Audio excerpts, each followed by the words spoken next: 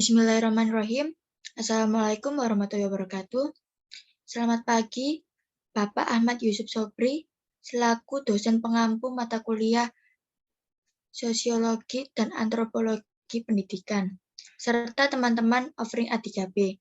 Kami dari kelompok 5 akan mempresentasikan hasil tugas kami yang berjudul Media Sosial dan Sosialisasi. Sebelumnya, izinkan kami memperkenalkan diri terlebih dahulu. Dimulai dari saya, nama saya Jasmine Indi Azhara, NIM 210131600890.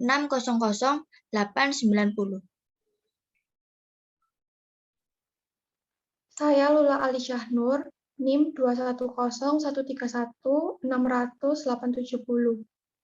Saya Nadifa Masaifada, NIM 2101160830.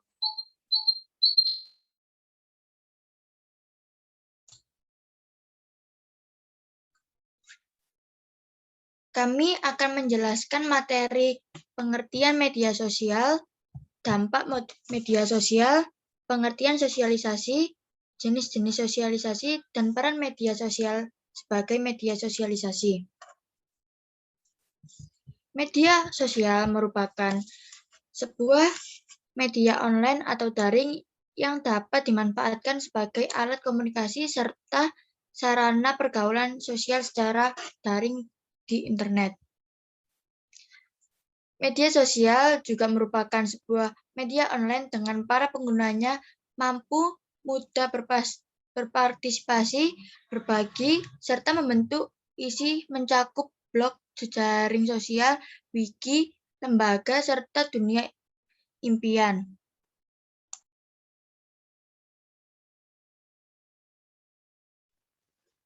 Yang selanjutnya saya akan menjelaskan dampak dari media sosial. Media sosial menghilangkan batas kemampuan bersosialisasi. Tidak ada batasan spasial atau temporal di media sosial. Siapapun dapat berkomunikasi, kapan saja, di mana saja. Tidak dapat disangkal bahwa jejaring sosial memiliki dampak besar pada kehidupan. Seseorang yang awalnya kecil dapat tumbuh dengan jejaring sosial dan sebaliknya. Namun, media sosial pasti memiliki dampak dalam kehidupan, baik dampak positif maupun dampak negatif. Yang pertama, dampak positif media sosial. Yang pertama, memudahkan bersilaturahmi dengan saudara atau kerabat yang jauh, yang sudah lama tidak bertemu, maka hal ini bisa dilakukan melalui media sosial. Kemudian yang kedua, sebagai sumber belajar dan mengajar. Jaringan sosial sangat berpengaruh. Di sana kita dapat menavigasi dan mempelajari pengetahuan baru, karena internet menyediakan banyak topik dan sumber pengetahuan baru. Kemudian yang ketiga, sarana penyebaran informasi. Dalam beberapa menit setelah kejadian, informasi tersebut dapat tersebar luas dengan cepat. Kemudian yang keempat, memperluas jaringan pertemanan. Dengan menggunakan media sosial, kita bisa berkomunikasi dengan siapa saja, termasuk orang yang tidak kita kenal. Kemudian yang kelima, sebagai sarana untuk mengembangkan keterampilan. Penggunaan media sosial dapat belajar, beradaptasi, dan terhubung dengan publik. Kemudian yang keenam, jejaring sosial sebagai sarana komunikasi di seluruh dunia. Dan media periklanan di perusahaan. Hal ini memungkinkan pemilik usaha kecil untuk mempromosikan produk mereka tanpa mengeluarkan biaya tinggi. Next. Kemudian ada pun dampak negatif media sosial. Dampak negatif yang dapat ditimbulkan dari penggunaan jejaring sosial yang berlebihan. Yang pertama, kesulitan berkomunikasi dengan orang-orang sekitar. Yang kedua, media sosial cenderung membuat orang egois karena tidak menyadari lingkungan dan menghabiskan banyak waktu di internet. Kemudian yang ketiga, penurunan kinerja karyawan perusahaan, mahasiswa dalam menggunakan jejaring sosial selama waktu jam kerja dan waktu belajar. Kemudian yang keempat, kejahatan dunia maya.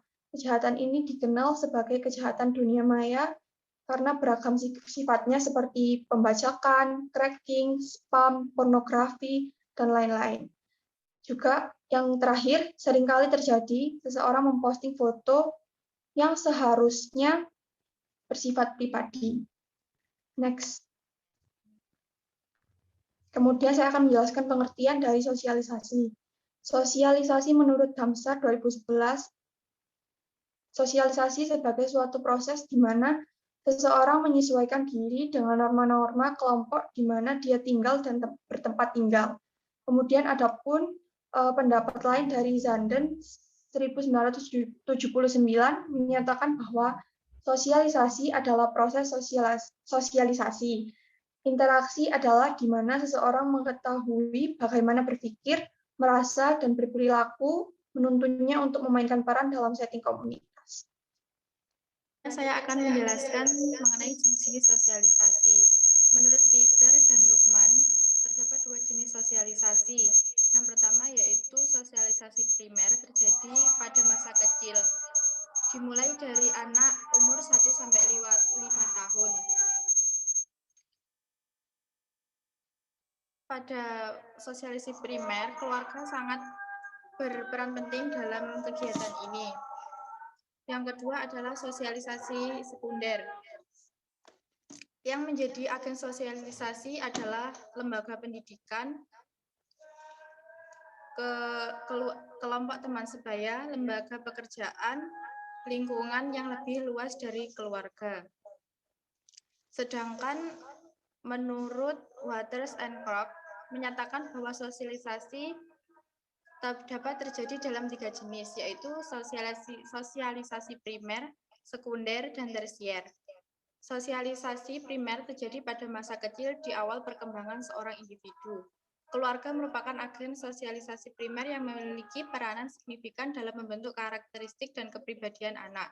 Sosialisasi sekunder terjadi di luar lingkup keluarga. Kelompok bermain, lembaga pendidikan, media massa, dan lingkungan yang lebih luas dari keluarga. Sementara itu, sosialisasi tersier sebagian besar terjadi dalam masa kedewasaan, seseorang yang menemukan situasi sosial baru. Sosial tersier umumnya terjadi di tempat kerja, klub tertentu, atau perkumpulan sukarelawan lainnya. Peran media sosial sebagai sosialisasi. Menurut Fuller dan Jacobs, dalam Hasanah media sosial, internet merupakan salah satu agen sosialisasi yang berperan sebagai alat dalam proses komunikasi massa. Karena media sosial internet mampu menjangkau khalayak yang lebih luas dan relatif lebih banyak dan heterogen. Di era globalisasi saat ini, tanpa disadari atau tidak, media sosial sudah menjadi bagian yang selalu terlibat dalam kehidupan sehari-hari. Menyadari akan hal itu, banyak instansi pemerintah, perusahaan, ataupun perorangan yang menggunakan media sosial sebagai agen sosialisasi. Dalam melakukan sosialisasi di media sosial, tidak sesederhana hanya mengunggah konten saja. Ada 2 variabel penting yang perlu diperhatikan. Yang pertama adalah konten. Konten adalah raja. Menurut Bill Gates, ia memprediksi hal tersebut dalam sebuah esainya pada tahun 1996. Prediksi tersebut telah menjadi kenyataan. Konten sekarang menjadi entitas utama dari sebuah kerajaan bernama media sosial. Sebagai raja, konten sudah seharusnya disajikan dalam tampilan yang terbaik. Konten bagus hanya bisa dibuat dengan kepakaran. Disinilah kita sering gagal menemukan orang yang tepat untuk melahirkan konten-konten yang bagus. Yang kedua adalah distribusi. Distribusi adalah variabel yang menjalankan tugas operasionalnya. Tugas untuk menjangkau sebanyak mungkin menggunakan internet atau media sosial. Kemudahan dalam melakukan sosialisasi tersebut tentunya juga memberi berbagai dampak, baik dampak positif maupun negatif. Dampak positifnya adalah kita tidak memerlukan banyak biaya dalam proses sosialisasi. Yang kedua, jangkauan dalam sosialisasi lebih luas dan informasi mudah diakses oleh berbagai pihak. Sedangkan dampak negatifnya adalah informasi yang bersifat hoax mudah tersebar luas. Jadi diperlukan ketelitian dalam menerima sebuah informasi tersebut.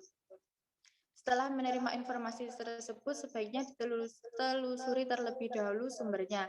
Jika dirasa sumbernya terpercaya, kita bisa menyebarkan informasi tersebut.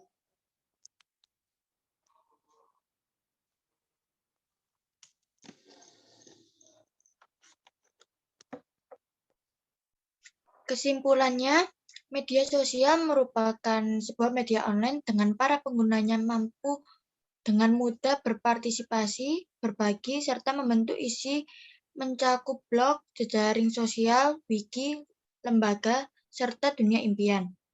Blog, jejaring sosial, dan wiki adalah bentuk media sosial yang paling banyak dipergunakan oleh masyarakat di seluruh dunia. Tentunya media sosial memiliki dampak positif dan dampak negatif dalam kehidupan. Jika bisa menggunakannya dengan bijak, maka bisa memberikan banyak manfaat, namun juga bisa membawa dampak negatif bila penggunaan jejaring sosial terlalu berlebihan. Sosialisasi adalah proses sosialisasi.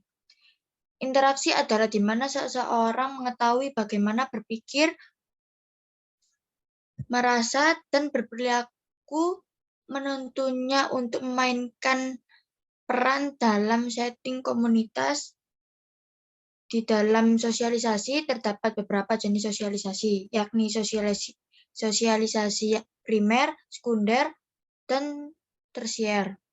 Sosialisasi berperan sebagai alat dalam proses komunikasi massa, karena media sosial internet mampu menjangkau khalayak yang lebih luas dan relatif lebih banyak dan heterogen. Sekian dari presentasi kelompok 5. Mohon maaf bila ada kesalahan kata. Wassalamualaikum warahmatullahi wabarakatuh.